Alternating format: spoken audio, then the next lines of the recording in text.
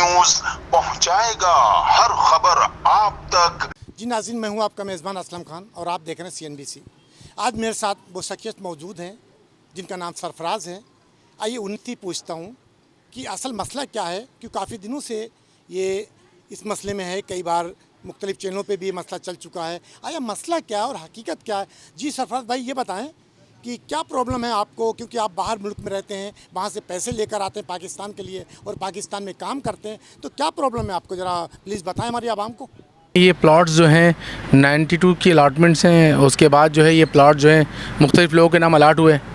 हमने वक्तन इसको परचेज़ किया और हाई कोर्ट के डबल बेंच का फ़ैसला 2003, 2007 और 2023 में ऑर्डर की कंप्लाइंस रिपोर्ट और इम्प्लीमेंट करने का कहा जज साहब ने, डबल बेंच ने। इसके अलावा हमें कोर्ट से तमाम डॉक्यूमेंट्स कोर्ट से मिले हैं, डिग्रीज़ और चलान, रेगुलाइजेशन, तमाम चीज़ें हमें कोर्ट से मिली हैं, हाई कोर्ट से।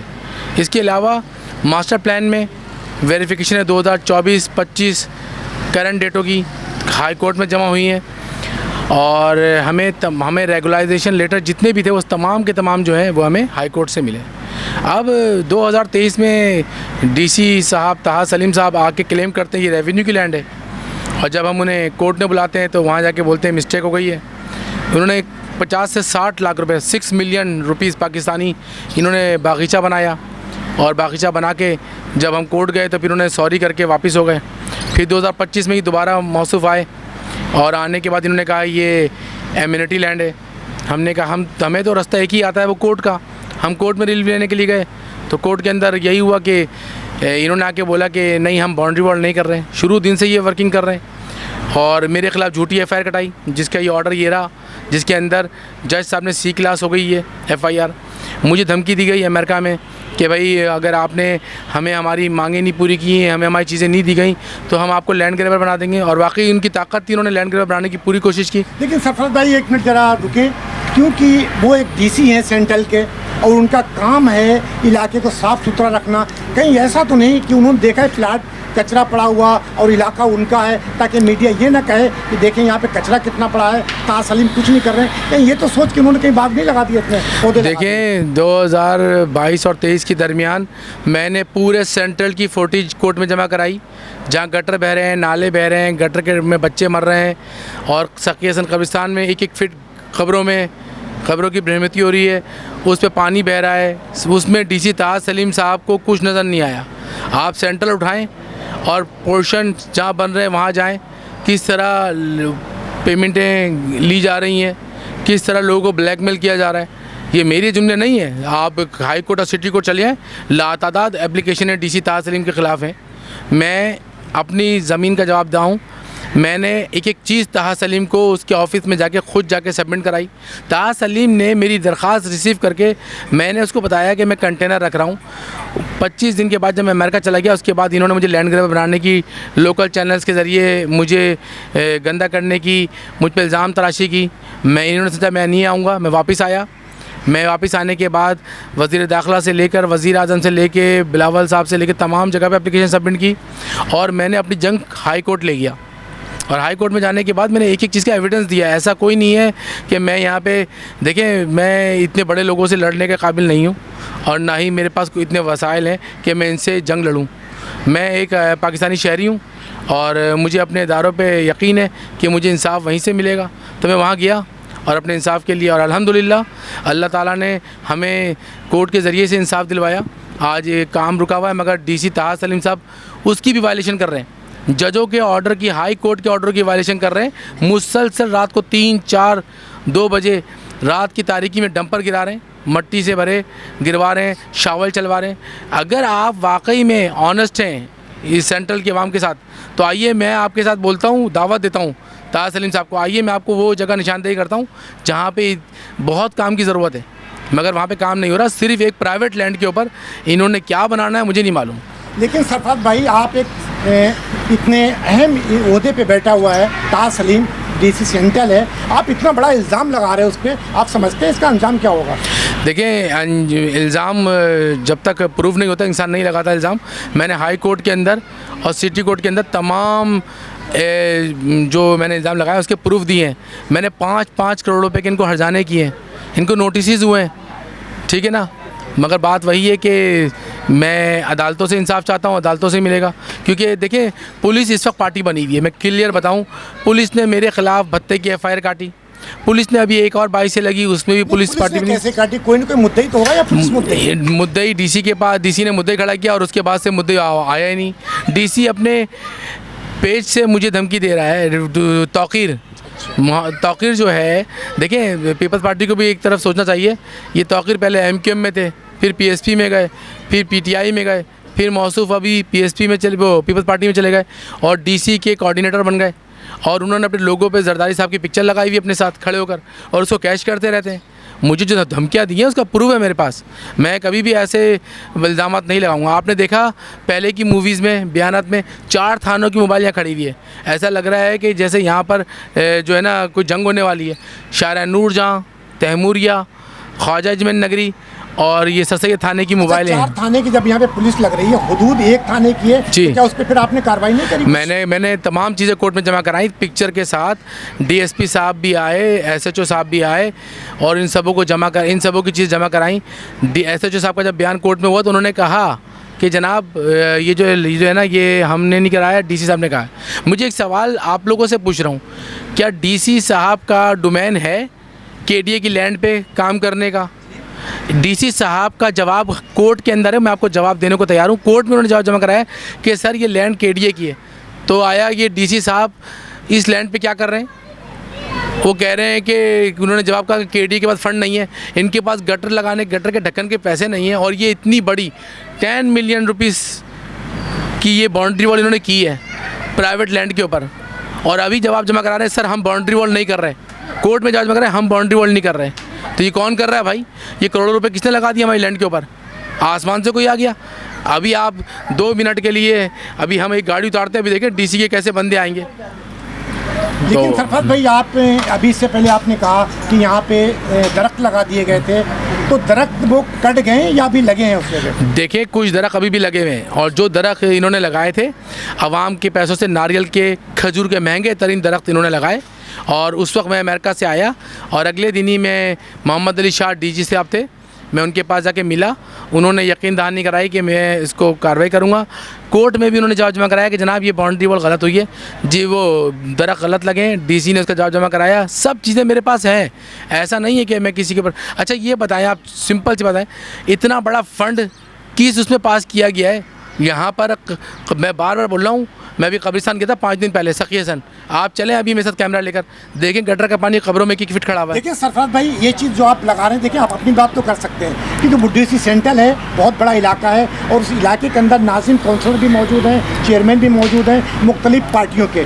अगर गटर का ढक्कन खुला उसके लिए मीडिया है निशानदेही कर रही और उसकी उनको मालूम भी हो रहा। अगर कब्रिस्तान में पानी भरा हुआ, मैंने खुद उसको कवर किया और DC सेंट्रल को दिखाया। ये आपका काम नहीं, ये मीडिया का काम। ठीक है आप एक शहरी हैं, टैक्स देते हैं, इल्ज़ाम लगा सकते हैं, लेकिन आप अपनी ज़मीन के बारे में बताएं जो हकीकत है। मेरी ज़मीन का यही है भाई कि 2003 का डबल बेंच का ऑर्डर रेगुलाइजेशन हुई, 2007 में हुई, 2022 में ऑर्डर पे कंप्लायंस रिपोर्ट और इम्प्लीमेंट करने का जज ने कहा है।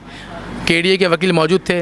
अभी जो DC साहब के जो वकील हैं, जो DC साहब की नुमाइंदगी कर रहे हैं, वही वकील हमारे केस में उन्होंने हमें विनिंग कराया। फ़र्रुख नसीम, बैरिस्टर फ़र्रुख नसीम ने 2003 और 2007 में विनिंग कराया।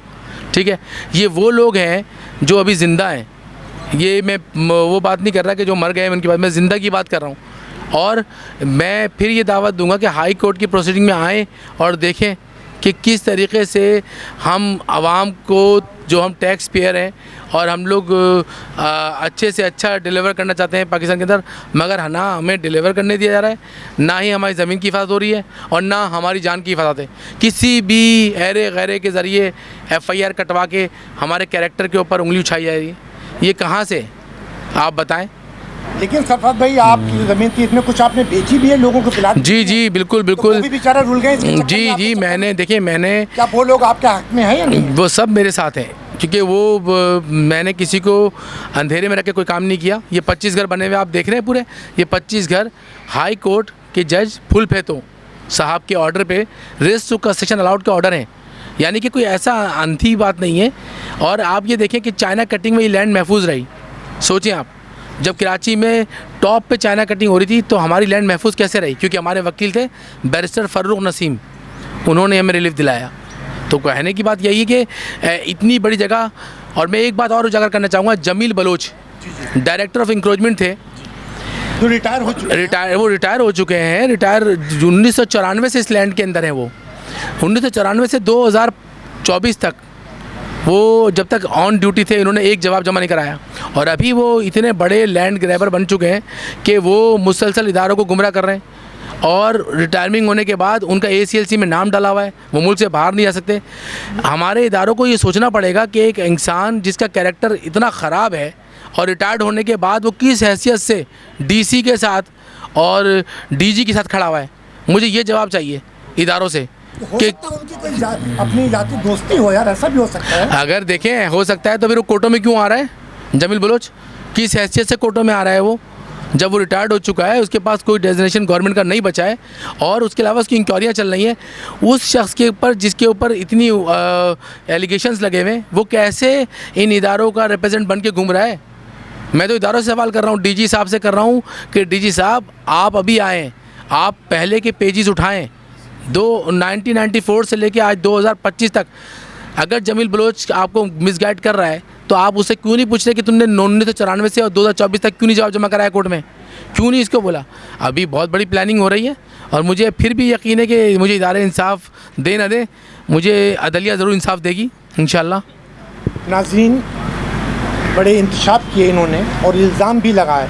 अब इसमें हकीकत कितनी, इनके एक एक विंडो में आप देख रहे होंगे कि एक एक कागज़ इनके पास मौजूद हैं। जो कोर्ट के ऑर्डर हैं वो भी आप विंडो में देख रहे होंगे कि वो चल रहे हैं। उस प्लाट की भी जो मौजूदा शक्ल है, जो उसमें मिट्टी पड़ रही, वो भी आप विंडो में देख रहे होंगे। और जिस तरीके से इन्होंने इल्ज़ाम लगाया कि ये जो बलोच, क्या नाम बताया था? बलोच, क्या नाम? जमील बलोच। जमील बलोच साहब पे, क्योंकि ये एक साबित होता है कि जो इस टाइम के DA डायरेक्टर आए हुए हैं आसिफ जान सिद्दीकी साहब, बहुत ही नाइस बंदे हैं, शरीफ आदमी हैं, लेकिन उन्हें भी सोचना चाहिए जो इन्होंने कहा सरफराज ने, इन्हें बुलाना चाहिए, अपने पास बिठाना चाहिए, इनकी हकीकत को सुनना चाहिए कि इसमें हकीकत क्या है। तो उन्हें भी बहुत सी चीज़ें मालूम होंगी, क्योंकि अभी वो नए आए, शायद उनके नॉलेज में ना हो, क्योंकि उनका जो पिछला रिकॉर्ड है आसिफ जान सिद्दीकी साहब का बहुत अच्छा रिकॉर्ड है, बहुत सुलझे हुए इंसान है।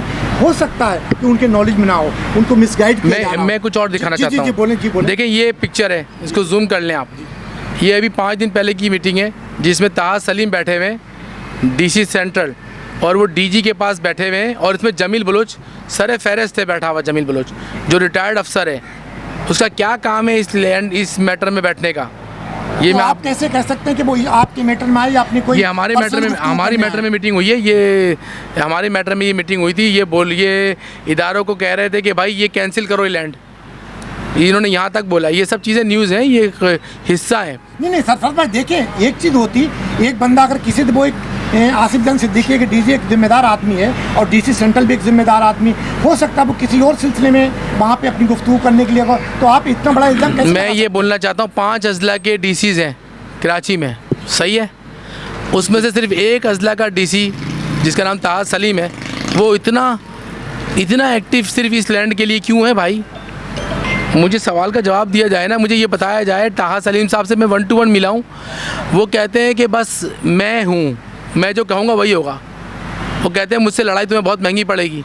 उन्होंने वाकई करके दिखाया उन्होंने मुझे। अच्छा, आपके पास जो उन्होंने धमकियाँ दी उसके भी सबूत हैं? जी बिल्कुल, प्रूफ है मेरे पास। मैंने हाई कोर्ट, वो भी विंडो आप देंगे मुझे कागज़? वो भी बिल्कुल मैं आपको वो तमाम डॉक्यूमेंट देता हूँ। मैं आपको बाकायदा व्हाट्सएप पेजेस के ऊपर धमकियाँ मैंने स्क्रीनशॉट लिए वो हैं, उन्होंने मुझे मैसेजेस किए। देखें, मैं ताहा सलीम से राब्ते में था, मैं जब कराची में था मैं ताहा सलीम के पास गया था और मैंने कहा सर इन्होंने सिंध वेस्ट वालों को यहाँ ठेका दे दिया था, और जब मैं वकीलों के साथ लेके गया था तो मैथलो साहब ने खुद इनसे बोला, तो इन्होंने सॉरी करके तब भी इन्होंने लैंड खाली करके दी थी हमें। फिर आज किस बात पे कहा? अच्छा, कोर्टों में कह रहे हैं कि ये लैंड बाउंड्री वॉल हमने नहीं की, तो आसमान से कोई मखलूक उतरी? तो फिर तो सर आपके लिए बहुत अच्छा है कि एक शख्स खुद, आप कहते हैं कि वो बाउंड्री मार रहा है और कोर्ट में जाके कह रहा है कि मैं कुछ नहीं कर रहा हूँ, तो आपके लिए बहुत बेहतर है ये। वो ये कि उनका जो असिस्टेंट कमिश्नर है उमैर, उसने बाकायदा बयान दिया है कोर्ट में कि सर केडीए के पास फ़ंड नहीं है और हम केडीए की लैंड को सेव कर रहे हैं सर, नुक्से अमल का ख़तरा है सर यहाँ गज़ा की जंग पार्ट 2 शुरू हो जाएगी, वो ये कह रहे हैं। वो इधर वहाँ यहाँ पे जो बना रहे हैं ना मोनोपोली, वो ये बना के दिखा रहे हैं कि हम बहुत मुखलिस हैं। भाईजान नस्ला टावर केडी ने तोड़ा था नहीं तोड़ा था, ऑन रिकॉर्ड है ना। तो केडी ने तोड़ा था, वहाँ के डीसी को बुलाया था कि तुम तोड़ दो, वहाँ पैसे नहीं है। केडीए खुद मुख्तार इदारा चल रहा है, आप देखें फ़ंड जमा होते हैं, करोड़ों अरबों रुपए के फ़ंड जमा होते हैं। केडीए इनसे रिक्वेस्ट कर रहा है कि तुम तो, अच्छा केडीए अपने जवाब कह रहा है कि नहीं हमने नहीं कराई बाउंड्री वॉल, डीसी बोल रहा है मैंने नहीं कराई। और पुलिस के सिपाहियों के बयान आपके पास रिकॉर्ड हैं, जो बोल रहा है कि मुझे डीसी ताहा सलीम ने कहा है, सेंटर ने खड़ा किया, मेरे रिपोर्टर ने कवर किया जी। तो फिर वो कहाँ से कह रहा है भाई? आबाद ने फ़ोन किया है, आबाद ने बोला इनको भाई आप क्यों कर रहे हैं ये मिसगाइड, मगर वो अपनी ज़िद पे हैं। ये वन मैन शो है। मैं जरदारी साहब से और बिलावल साहब से ये दरख्वास्त करूँगा कि खुदा रहा कराची की वहाँ आपसे तवक्को रखती है, आप इन जो जिस माइंड के जो लोग हैं जिनको आपने डीसी की पोस्ट दी हुई है उस पर नज़रसानी करें और अच्छे और ऑनेस्ट अफसर लेकर आएँ जो आवाम की खिदमत भी करें और आपका नाम भी रोशन करें। यहाँ तो पीपल्स पार्टी का नाम ख़राब हो रहा है क्योंकि ये पीपल्स पार्टी के रिप्रेजेंटेंट बने हुए हैं। जी नाज़रीन, ये थे सरफराज और जिनकी आपने गुफ्तगू सुनी, उन्हीं की ज़ुबानी हकीकत एक एक उन्होंने नुमाया की। और मैं विंडो में जो इन्होंने इल्ज़ाम लगाए उनके सबूत भी हमें पेश करेंगे, वो भी इंशाल्लाह मैं विंडो में आपको दिखा रहा हूँ। एक एक चीज़ को, प्लाट की भी हकीकत दिखा रहा हूँ कि किस पोजीशन में इस टाइम वो प्लाट है जो इल्ज़ाम लगाए। अब इसमें हकीकत क्या है ये आप लोग जान सकते हैं, अदालत जान सकती, फैसला करना अदालत का काम का है। इंशाल्लाह कल किसी और नए मौजू और नए मेहमान के साथ आपसे मुलाकात होगी। जब तक अपने मेज़बान असलम खान को इजाज़त दीजिए। अल्लाह हाफिज़। पाकिस्तान जिंदाबाद। इस वीडियो को लाइक करें, हमारे चैनल को सब्सक्राइब कर बेल आइकन ज़रूर प्रेस करें हमारी न्यू वीडियो सबसे पहले देखने के लिए।